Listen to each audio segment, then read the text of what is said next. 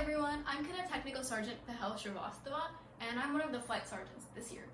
So today I'm going to be going over left flank and right flank, which are basically two movements that help the entire flight turn 90 degrees to your left or your right while marching. So it's pretty much like left flank or right flank, however you do it while you're marching.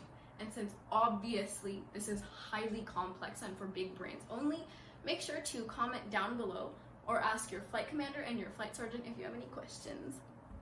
Okay, so I'm not going to be sounding off because of this limited space, and also I'll be taking smaller steps than usual, but here's what the two movements would look like. So here's left flank, march, left, and here's what right flank would look like.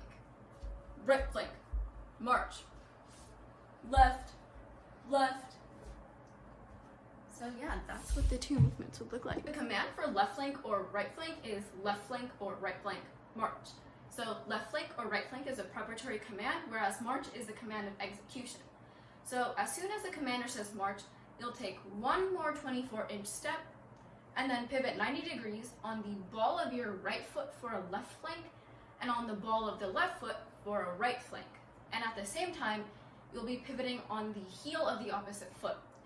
Note that your pin should still be, your arm should still be pinned for the entire duration of the pivoting movement, and the rest of your body should pretty much be at attention. So let's say I was calling left flank, march. So I call it when my left foot is in the front, so I call left flank, march. And then I take one more step with my right foot, and then pivot on the ball of my right foot and the heel of my left foot, similarly to how you would do it for left face or right face. The same thing happens for right flank, so you call it when your right foot is in the front, so you go right flank, march, and then you take one more step with your left foot and you pivot on the ball of your left foot and on the heel of your right foot. After pivoting, all you have to do is go back to the marching position by bringing the foot which was out in, which I will be demonstrating soon. And as soon as you come back to the marching position, you pretty much continue marching normally while maintaining your regular arm swings. So here's what that aspect would look like. So for left flank, after I've already done the pivoting, I would simply bring my foot back out. And as you can see, my arms also go back to regular arm swings. And same thing for right flank, so this, and then I bring my left foot back in front, and I maintain my arm swings, and I keep. Okay, so now that we've gone over all the specific parts, I'll be demonstrating the entire movement. The entire movement would look like. For left flank, it would look like this. Left flank, march, left, and for right flank, here's what it would look like. Right flank, march.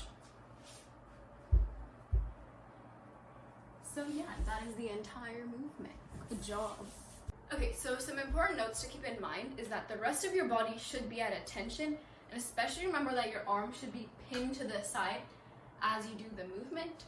On top of that, make sure that your movements are sharp, and I'll actually be demonstrating another way to make sure the movement is even more sharp in the next clip. Yay! So one way people make their flank sharp is by breaking their ankle. So what I mean by this is, let's say I hold a left flank march. So I would go left flank, march, do. So instead of keeping my ankle like straight, I would kind of bend it outwards. So this way when I bring it back forward, it looks really sharp. So here's what it looks like for a right flank. Do. So I'm pretty much breaking my ankle, and then I'm marching again. So yeah. So you just learned the entire left flank and right flank movement. So make sure to ask any questions down below in the comments, or ask your flight commander and flight sergeant. So yeah, happy flanking!